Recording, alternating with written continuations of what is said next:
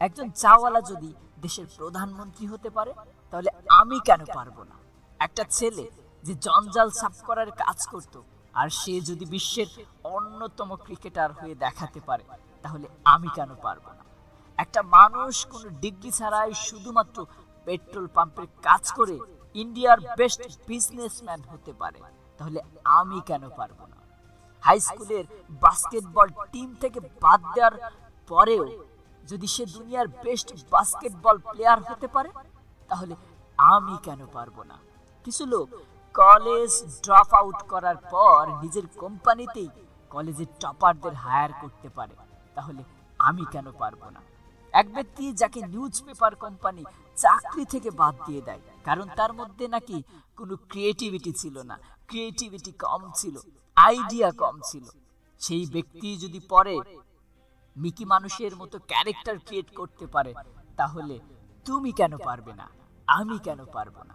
একটা মানুষ যার গার্লফ্রেন্ড তার সাথে ব্রেকআপ করে নেয় এবং তাকে সমস্ত সোশ্যাল সাইট থেকে ব্লক করে দেয়, কিন্তু সেই ব্যক্তি পরে দুনিয়ার সব থেকে বড় সোশ্যাল নেটওয়ার্কিং সাইট ফেসবুক বানিয়ে দিতে পারে, তাহলে তুমি কেন পারবে না?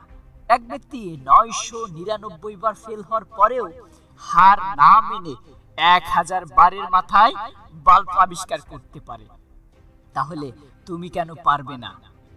দুবার বিজনেস ফেল হওয়ার পরে ডিপ্রেশনে গিয়ে পরপর 8 বার ইলেকশন হেরে গিয়ে 9 বারের মাথায় আমেরিকার প্রেসিডেন্ট হতে পারে, তাহলে তুমি কেন পারবে না?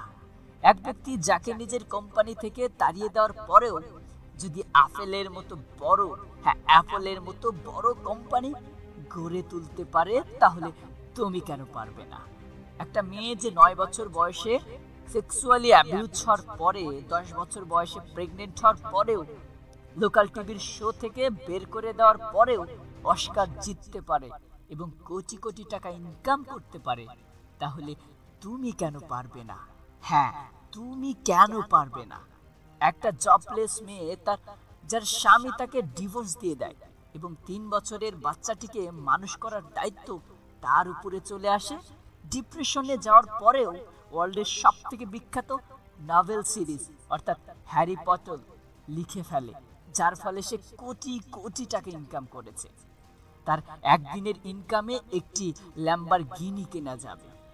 এক ব্যক্তি যার পুরো বডি প্যারালাইজড, চলাফেরা তো দূরের কথা, নিজের আঙ্গুল পর্যন্ত নাড়াতে পারে না, সে যদি ওয়ার্ল্ডের one of the best scientist হতে পারে, তাহলে তুমি কেন পারবে না?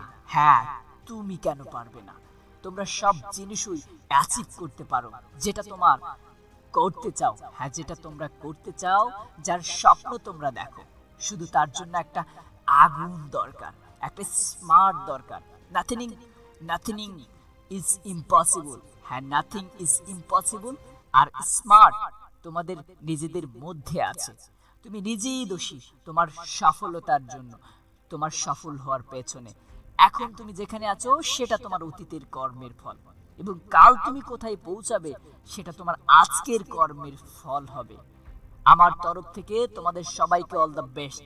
যদি ভিডিওটা ভালো লাগে তাহলে লাইক করো, শেয়ার করো, আর তোমার মতামত কমেন্ট করে জানাও। জীবনে যদি হঠাৎ করে কোনো কঠিন পরিস্থিতি চলে আসে, আর সেই পরিস্থিতিতে দাঁড়িয়ে যদি মনে হয় আমি এটা পারবো না, তাহলে এক মুহূর্তের জন্য ভেবে নিও মানুষ না, তুমি গাধা।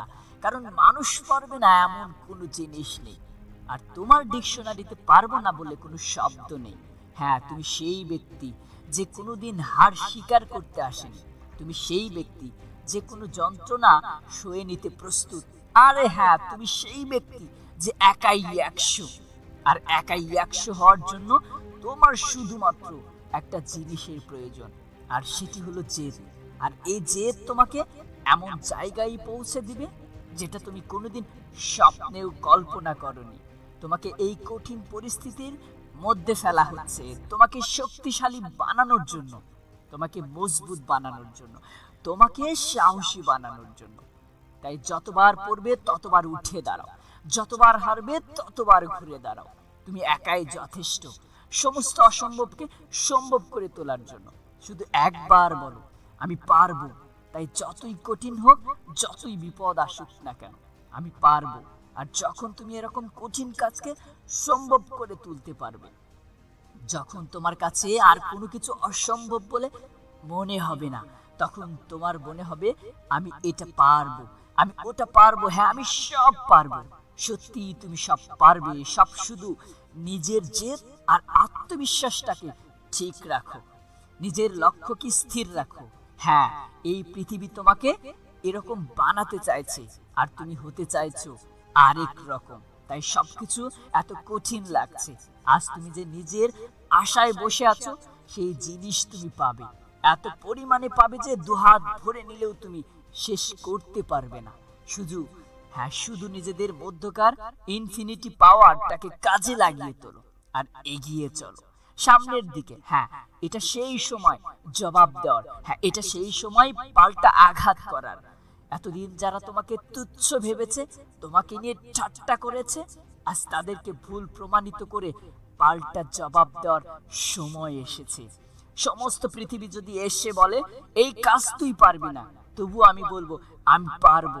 সবাই যদি বলে এই কাজ করলে তোর মৃত্যু পর্যন্ত হতে পারে, তবু আমি বলবো আমি পারবো। আমি পারবো কারণ আমার ক্ষমতা আছে, আমি পারবো কারণ আমার আত্মবিশ্বাস আছে।